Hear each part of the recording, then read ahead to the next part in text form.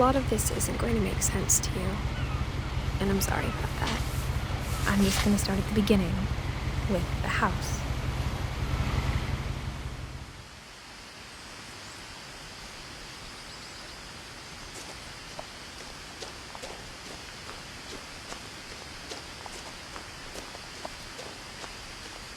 I lived here until I was 11, but I wasn't allowed inside half the rooms.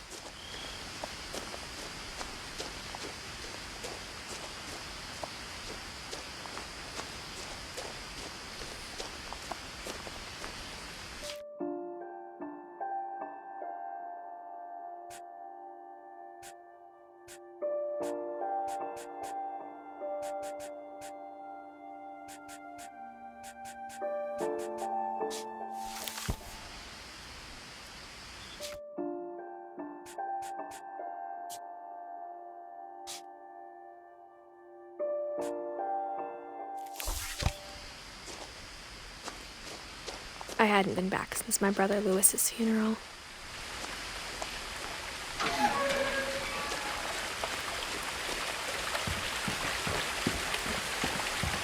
In her will, my mother left me a key, but didn't tell me what it unlocked. Maybe she thought I'd know, or she thought that the mystery would be enough to bring me back.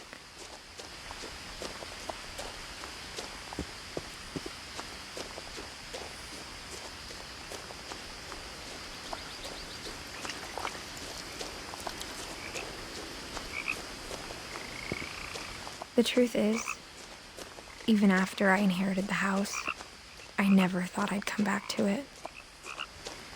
But now I had questions about my family that only the house knew the answers to. The woods around the house have always been uncomfortably silent, as if they're about to say something but never do.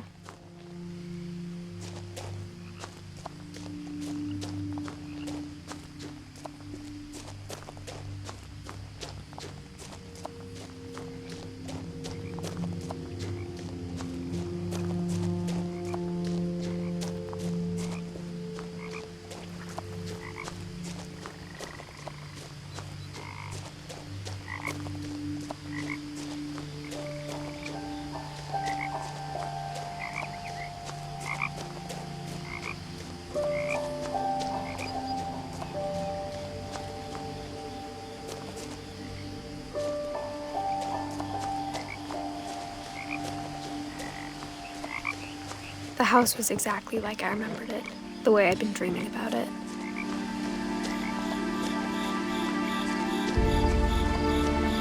As a child, the house made me uncomfortable in a way I couldn't put into words.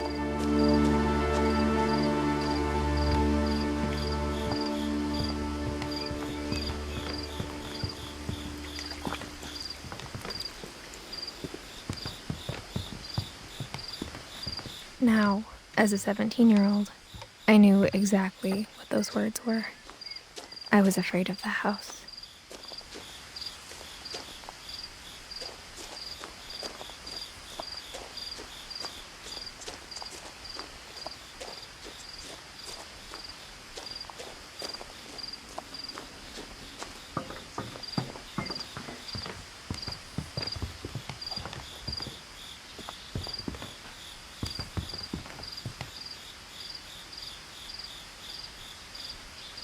I hoped the key might unlock the front door. It didn't.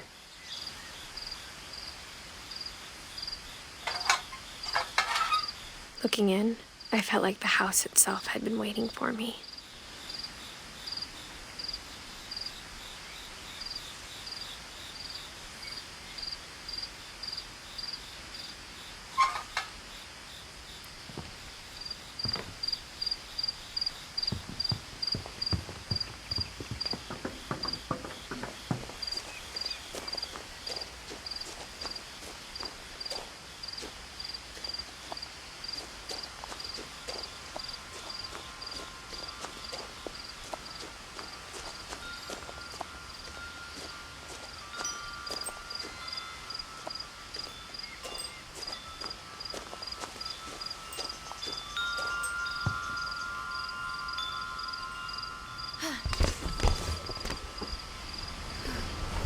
Crawling through the doggy door used to be a lot easier when I was 11.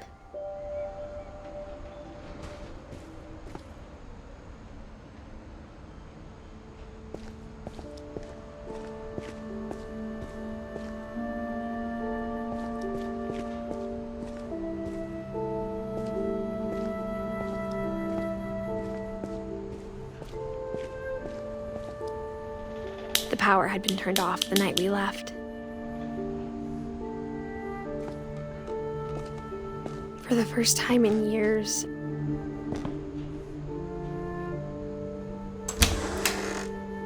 I felt like I was home.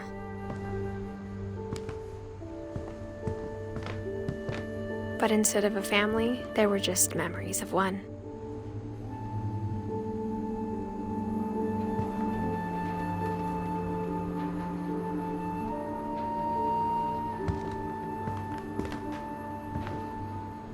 Like how only one restaurant would deliver to our house, so we had Chinese a lot.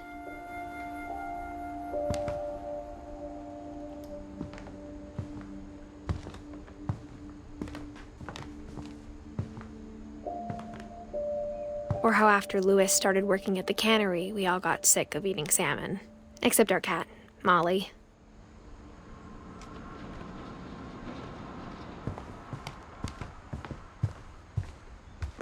The table was still a wreck from the night we left. It was like a bomb had gone off, killing everyone but sparing the furniture.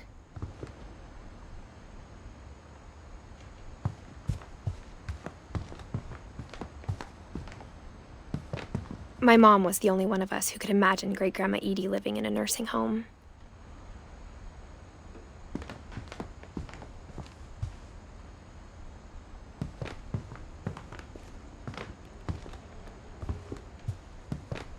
Nothing in the house looked abnormal.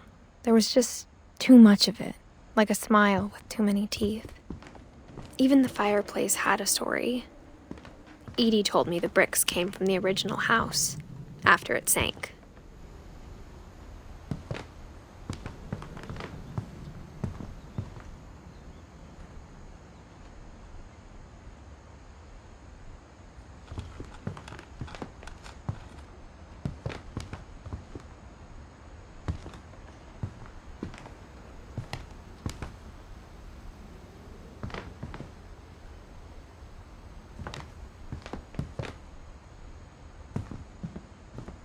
Mom always told me to stay out of the basement, so I wasn't too surprised when the key didn't fit.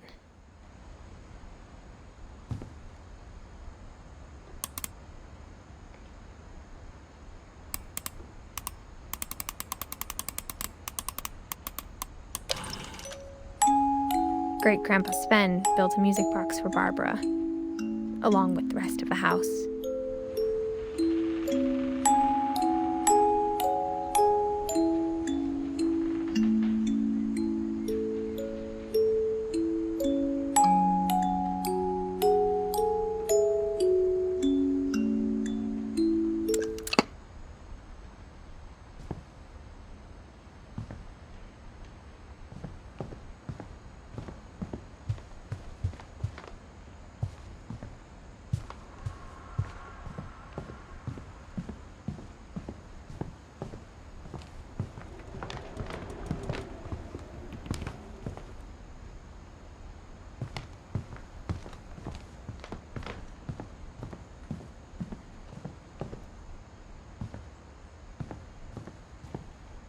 A lot of things got left behind in the whirlwind of that last night.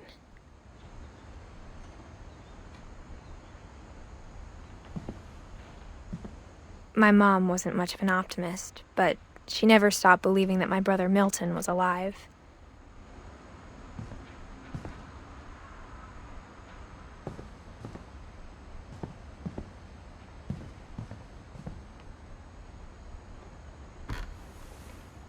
Edie told me once that every Finch who ever lived is buried somewhere in the library.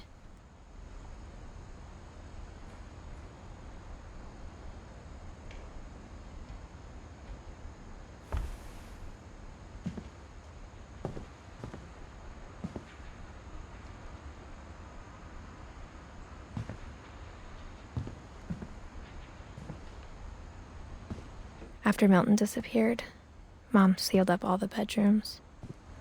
Then Edie retaliated and drilled peepholes.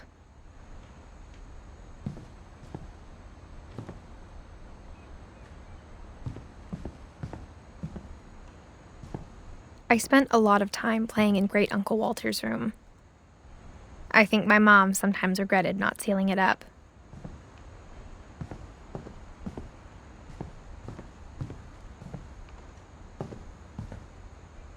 Louis told me there were secret passages, but I never believed him.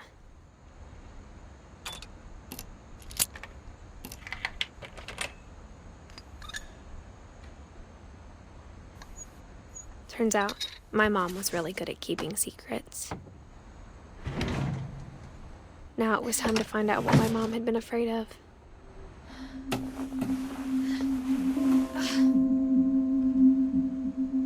From the paintings on the wall, it was clear my brother Milton had been here before me. Reading this, maybe it sounds like I had a plan.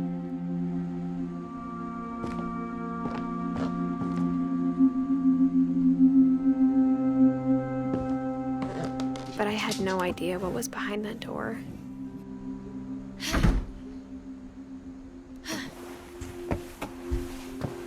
Just like I had no idea where all this was gonna lead.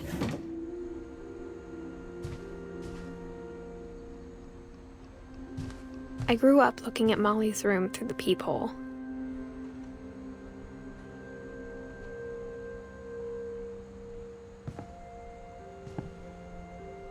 Being inside for the first time, I felt like I'd stepped behind a painting.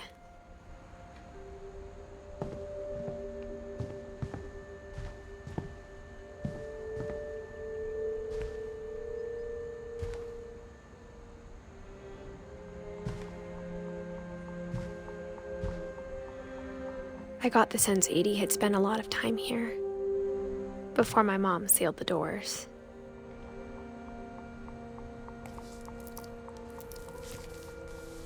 December 13th, 1947.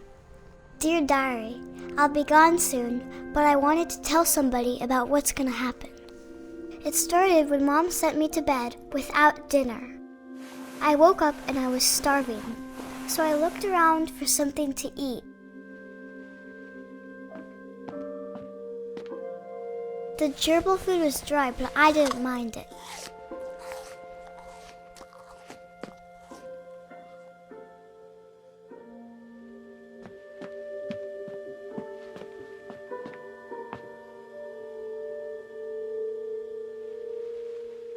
I thought about eating Christopher, but I held back.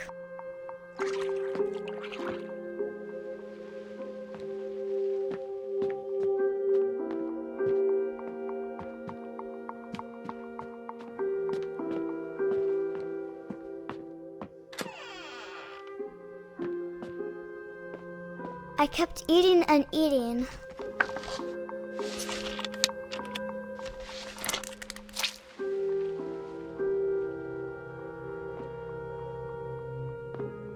I ate a lot of things that night.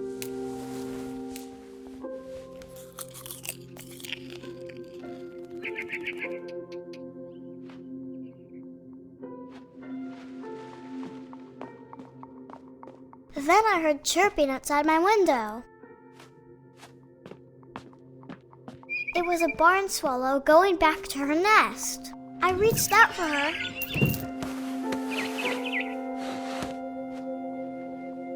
And suddenly, I was a cat.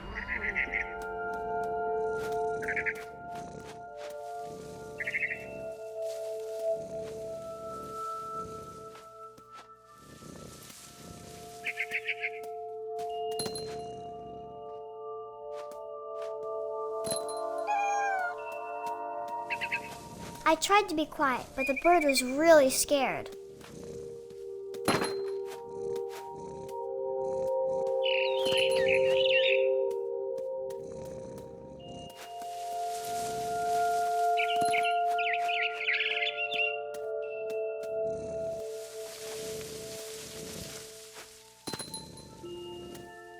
Mom and Dad didn't even look at me.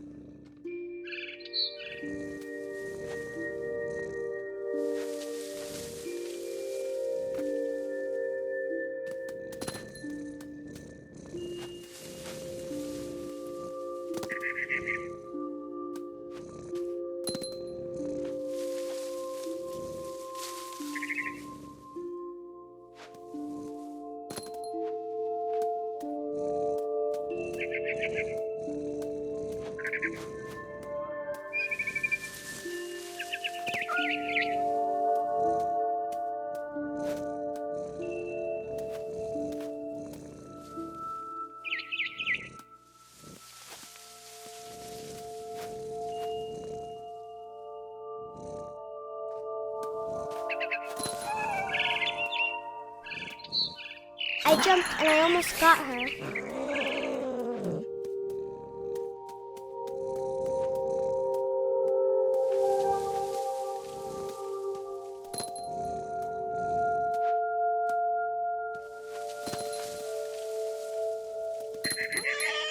I could tell she was getting really tired.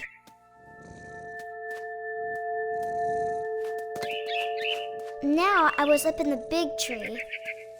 I promised Dad I wouldn't climb it anymore. All I cared about was eating that mama bird.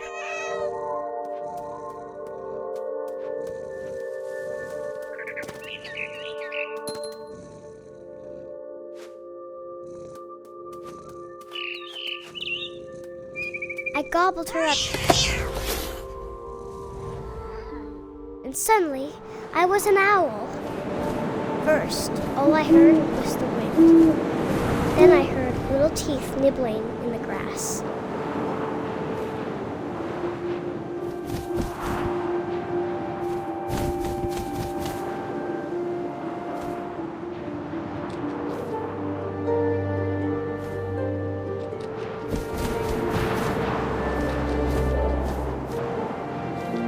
Rabbits.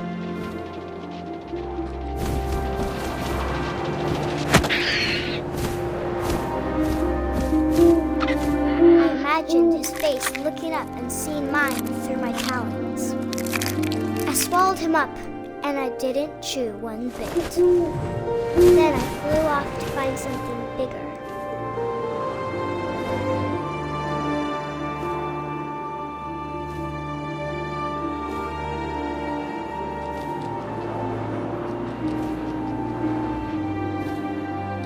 A mama rabbit.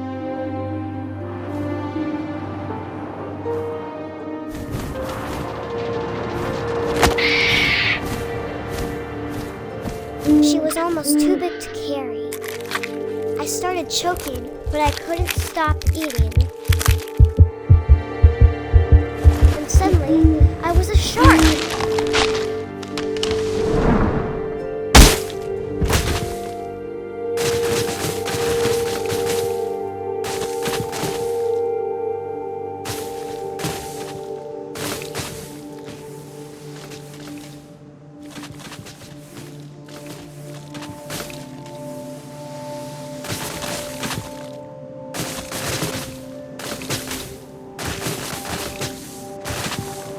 I rolled off a cliff and into the ocean. Now, I was hungrier than ever.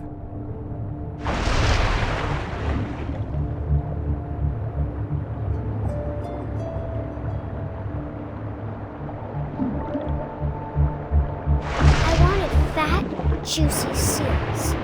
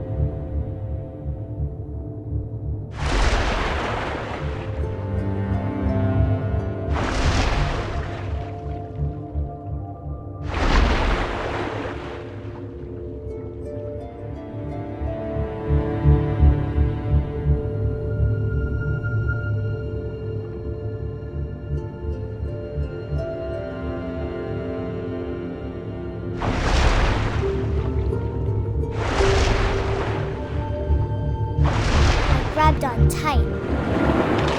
But I was so hungry, I jumped out of the water. When I opened my eyes, everything had changed.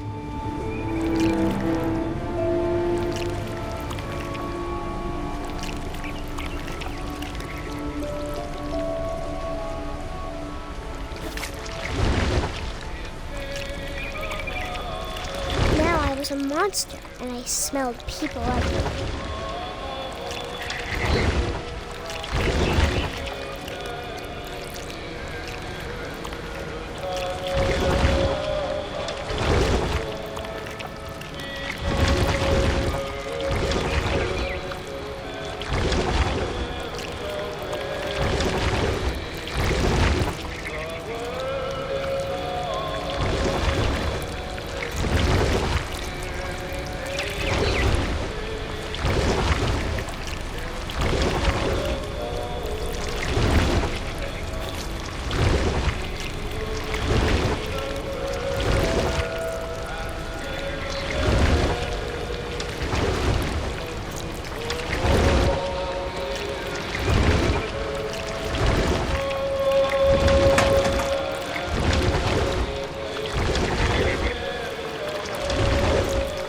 I was big, but I moved real quiet.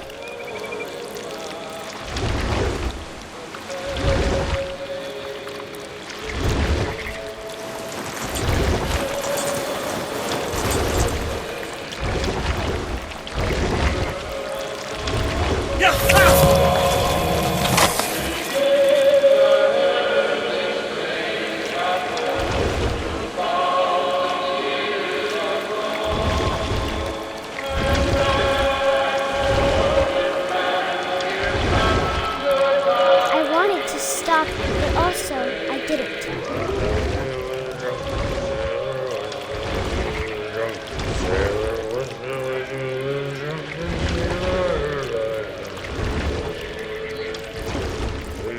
Belly with rusty razor, his belly with rusty razor, his belly with rusty razor.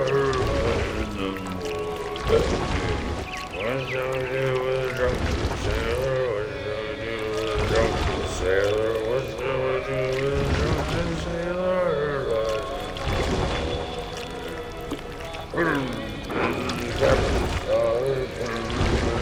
After the last passenger, I was still hungry. And across the water, I smelled something new. Something I had to have, so I swam towards it.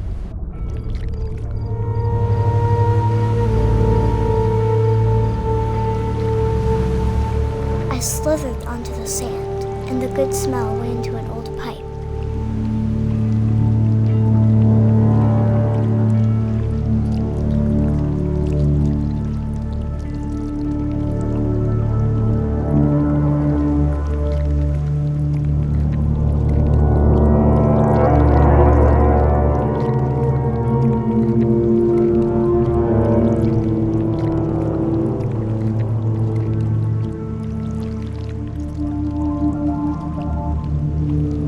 I got closer and closer.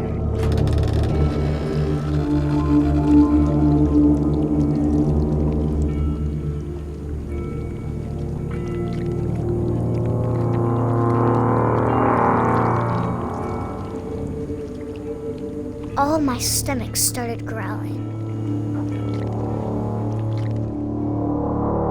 And suddenly, I was me again. I held my breath for a long time, but I couldn't hear anything.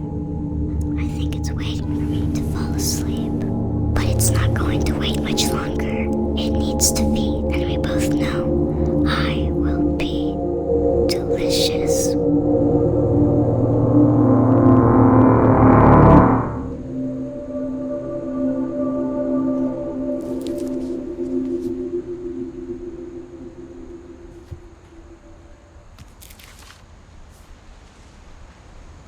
I'm not sure if I believed all of that, but I'm sure Edie would have.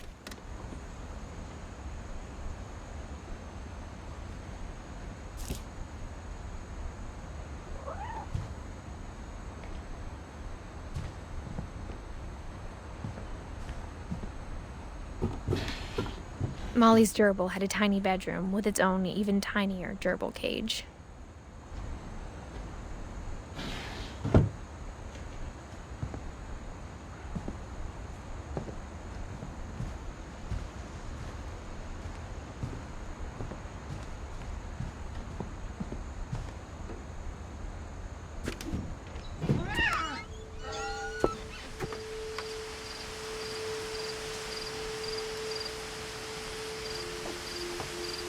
This will be obvious later, but my mom never told me any of these stories. Edie would have, but Mom didn't like bringing up the past. Though, when we adopted a stray kitten, she was the one who named it Molly.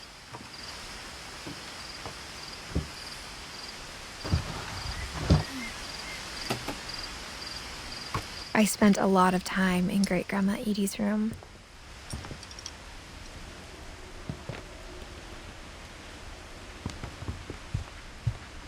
We got along, and it was a good place to hide from my mom. Her room was like a museum. For 500 years, the Finches have been famous throughout Norway for their fortune and misfortune. Odin Finch buries the latest victims of the family curse, his wife Ingeborg and their newborn son, Johan. On January 7th, 1937, he set sail with his family and his house, hoping to leave the curse behind.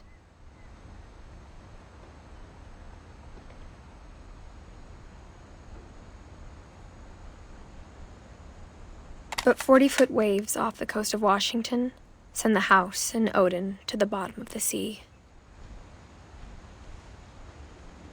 Odin's daughter Edie, with husband Sven and baby Molly, step ashore on their new home, Orcas Island. Odin Finch is the first to be buried in the new family cemetery. His daughter Edie is already dreaming of a new Finch house.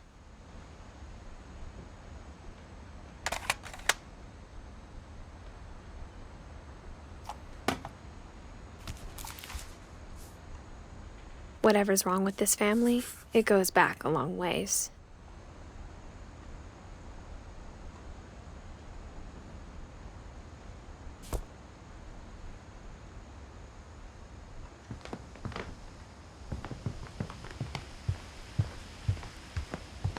When Edie told people Sven was killed by a dragon, she could also have said he was building a dragon-shaped slide that collapsed.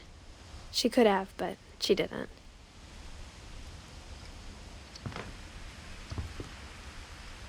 One summer, they evacuated the island, but Edie refused to go. For a few weeks, she was a celebrity.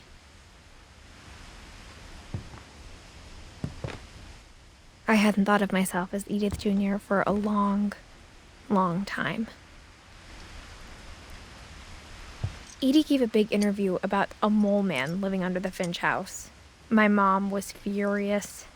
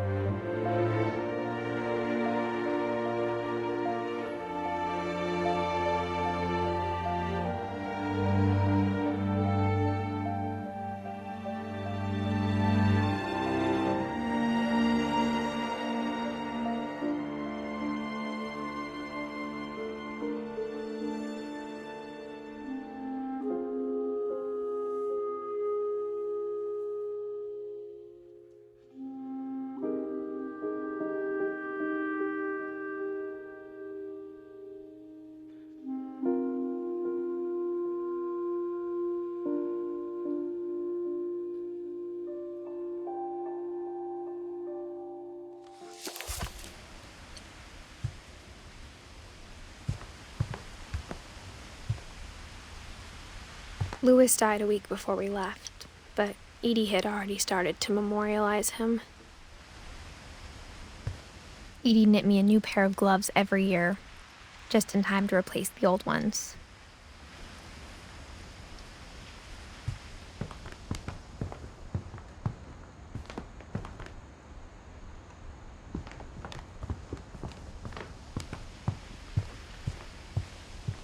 Even in her 90s, sometimes Edie seemed a lot younger than my mother.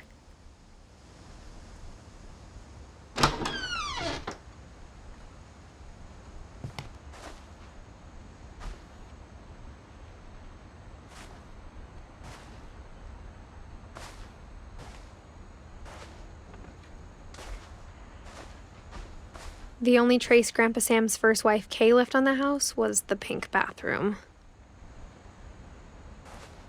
It was a pretty big trace.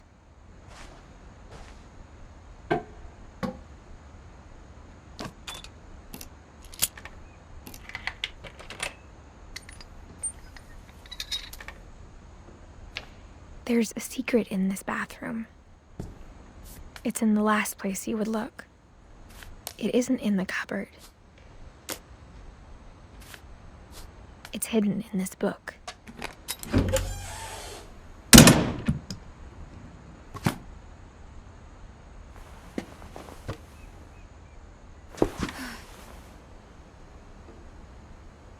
Sven gave Sam an old camera he'd refurbished.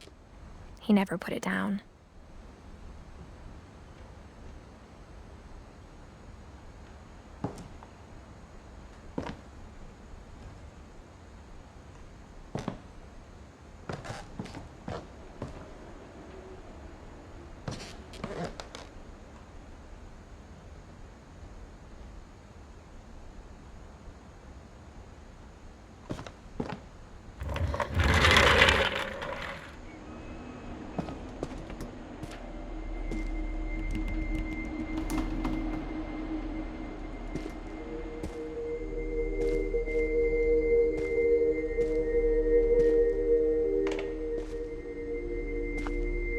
I knew Grandpa Sam had a twin,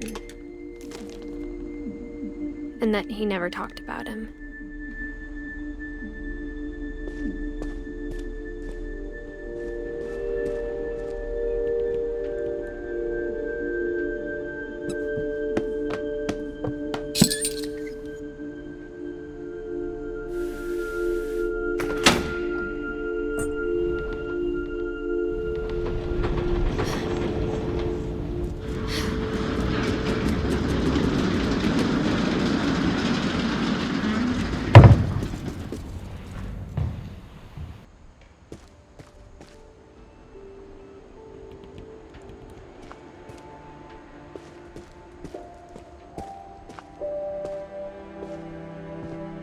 I guess my grandpa didn't like history any more than my mom did.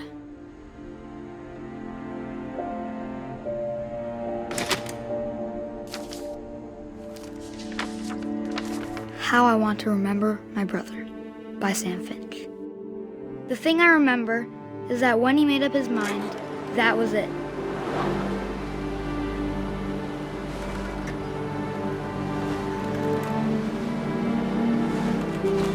My brother said he'd die before he ate another mushroom, and he did. At Barbara's funeral, we swore we'd never be afraid again, and he wasn't. I think Calvin always wanted to fly.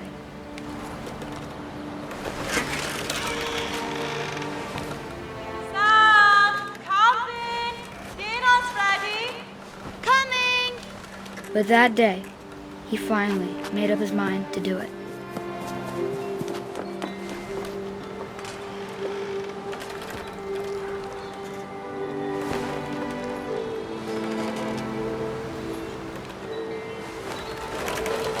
I told him going around was impossible.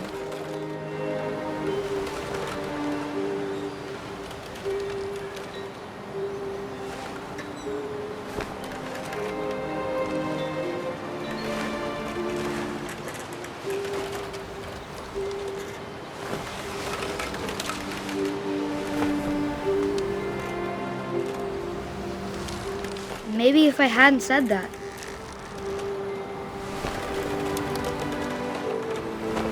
Calvin, I'm not gonna tell you again. Or maybe if the wind hadn't picked up. Then maybe he'd still be here. But I doubt it. I think he'd already made up his mind.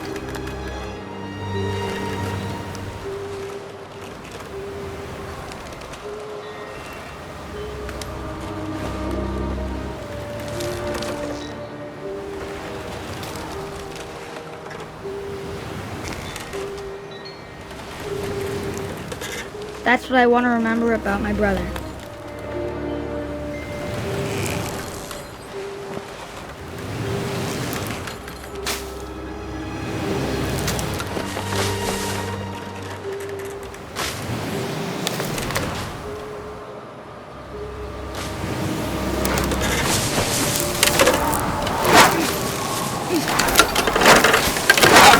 The day he made up his mind to fly. And he did.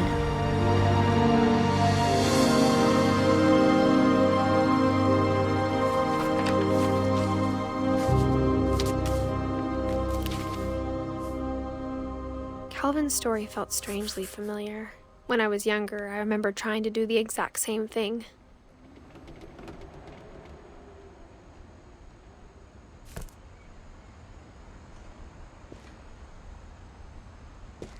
After the funeral, Edie roped off Calvin's half of the room.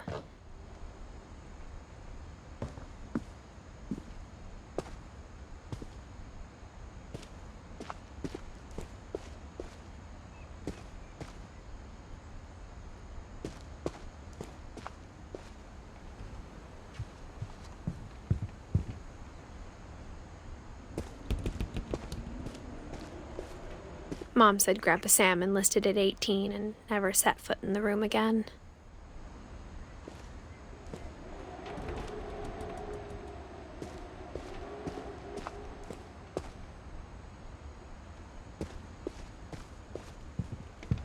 The passages were a pretty tight fit. They'd obviously been built for smaller hands and bellies.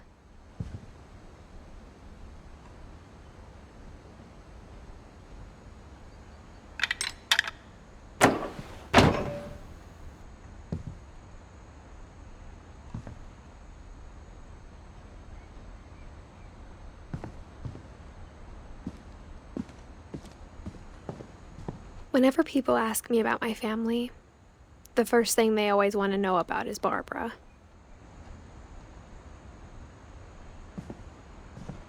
Edie's father, Odin, built the original house.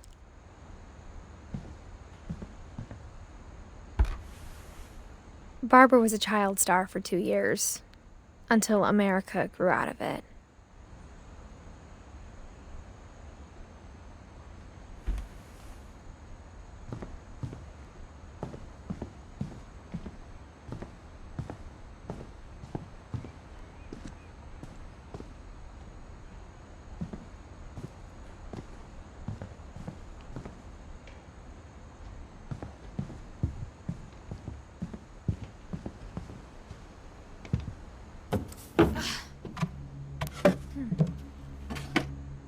Growing up, I always thought of Barbara as a child star.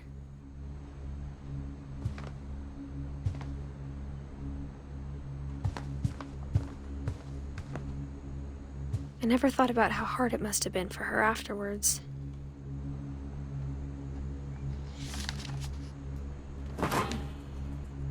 Of all the stories people wrote about Barbara's death, I'm surprised Edie saved this one.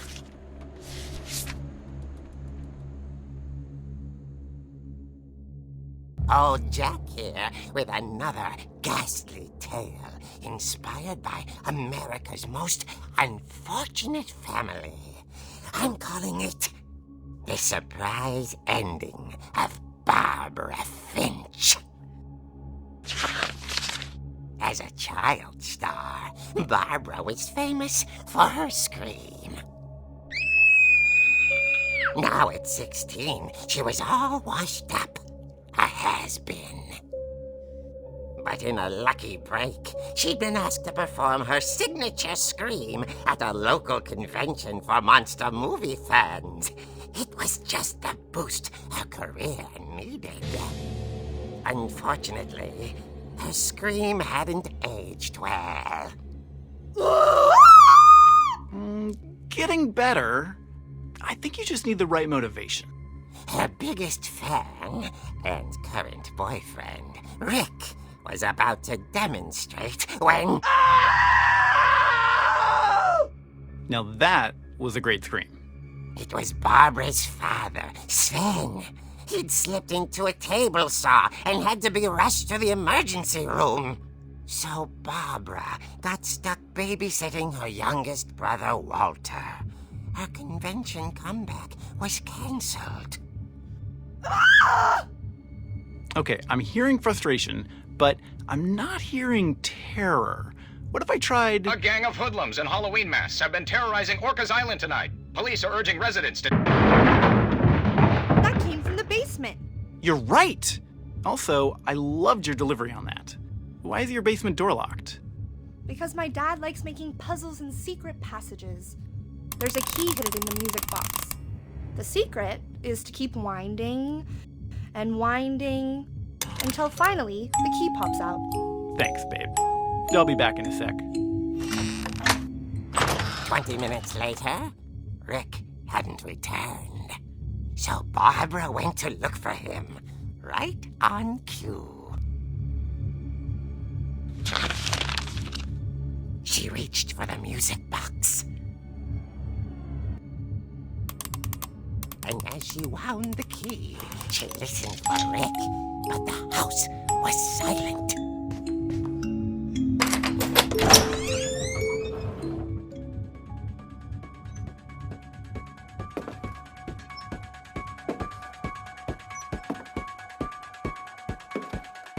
She found Rick's crutch and imagined the worst.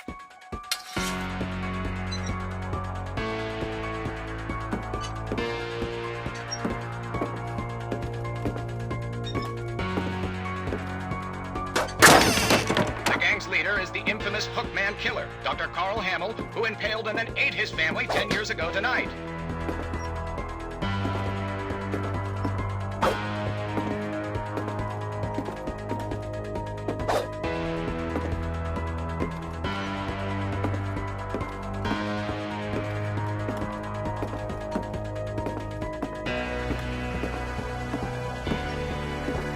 The old fridge rattled and grew still. Oh dear!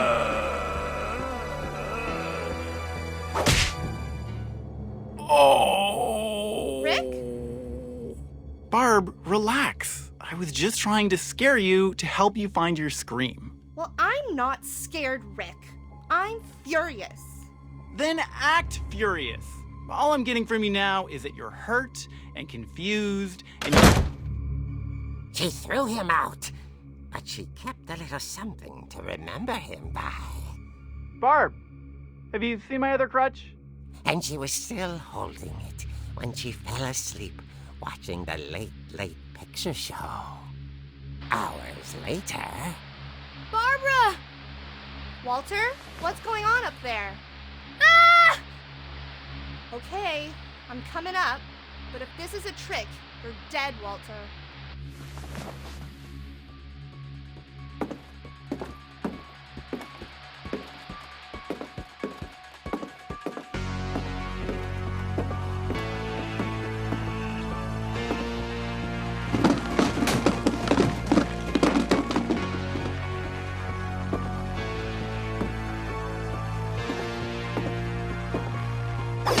Walter, are you there? Walter had vanished, but his bedside radio was still on. Orcas Island police describe the man as 6 feet tall, with a steel hook for a hand. Residents are urged to lock all doors and windows and notify the police of any suspicious activity. Barbara turned, saw the hook man, and was speechless. He was quite smashing.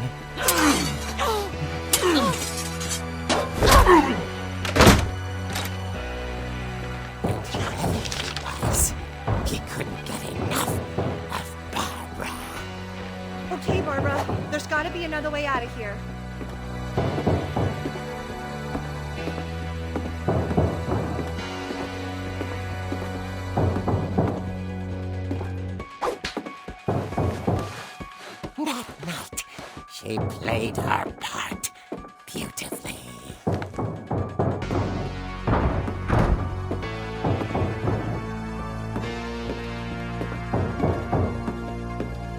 Molly's door hadn't been opened in years. The hinges groaned.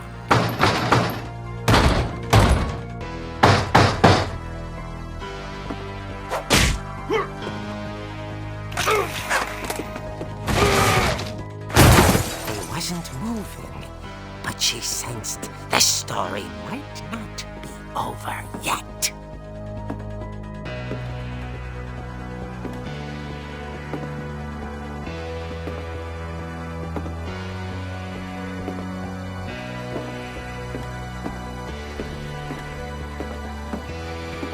The hookman had vanished.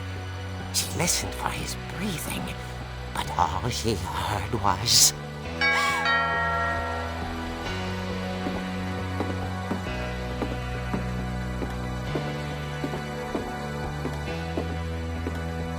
At the door, she heard whispering. It was coming from inside the house.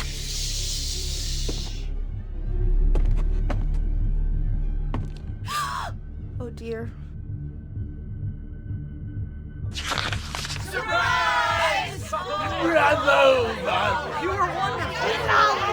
The monsters had come to surprise her. For Barbara, it was a dream come true. Then she saw what kind of monsters they were, and she realized what was about to happen. She was going to be famous. And with her final breath, Barbara Finch gave the performance of her life.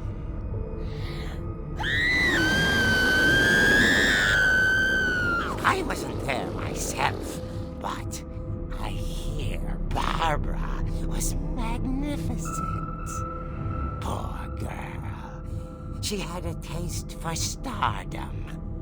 But unfortunately, so did her fans. Of course, the police blamed it all on poor Rick, who disappeared the same night. And little Walter? Hiding under his bed the whole time. He took it all pretty hard, but that's another story.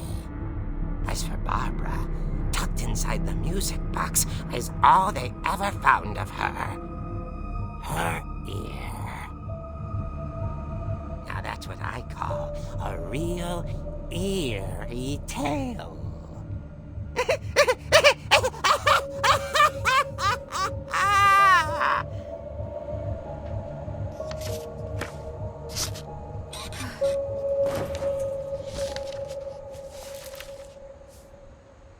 Edie told me all Barbara wanted was to be remembered, as absurd as that comic was.